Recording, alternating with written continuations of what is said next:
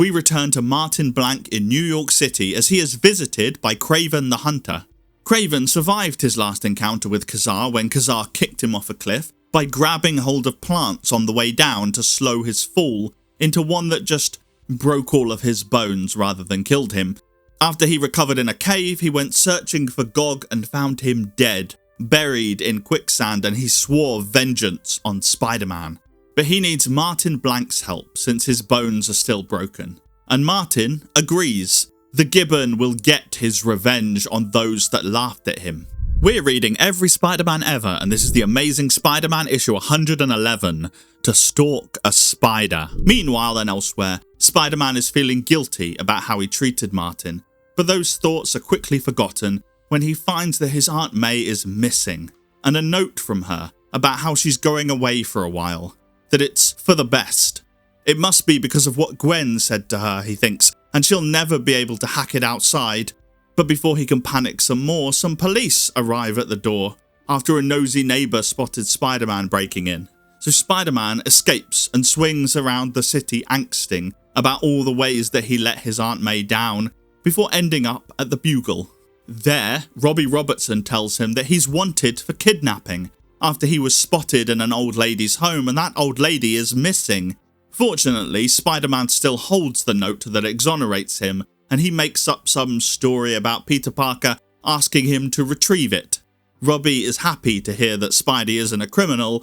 Jonah Jameson, less so. Meanwhile, at the Botanical Gardens, Martin Blank drinks the final series of potions to make him stronger. This, combined with the training that Kraven has given him in the last couple of hours, I guess, will make him an unstoppable force. But the final potion also alters his mind, brings out the beast hidden within, and Martin lunges for Kraven, the man responsible. But Kraven has experience fighting beasts, and even with the Gibbon's strength, Kraven is able to pin him down and hypnotize him with a glance, combining their minds into one. Now Kraven has control, and the Gibbon will be his tool for hunting Spider-Man. Spider-Man himself is too busy worried about his aunt. After a phone call with Gwen, where she takes responsibility for the words that she said, Peter goes out swinging as Spider-Man to get his mind off these troubles. On a rooftop, Spidey runs into the Gibbon, who instantly lashes out and knocks Spider-Man down before wrapping his ape hands around our hero's throat. As Kraven is in his head urging him to kill, Martin hesitates. He won't give in to the beast. That hesitation is all that Spider-Man needs to throw the Gibbon off of him, sending him off the side of the building. As Spider-Man swings down to catch his fallen foe, convinced that there was someone else behind the scenes, Kraven is angry at his failure.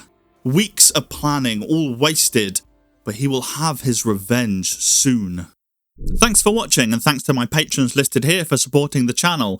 Next week, Spider-Man hunts for a missing Aunt May, but until that issue, here's a fun fact about this one. This issue is Spider-Man's 10th anniversary, and the first issue without Stan Lee as the primary writer.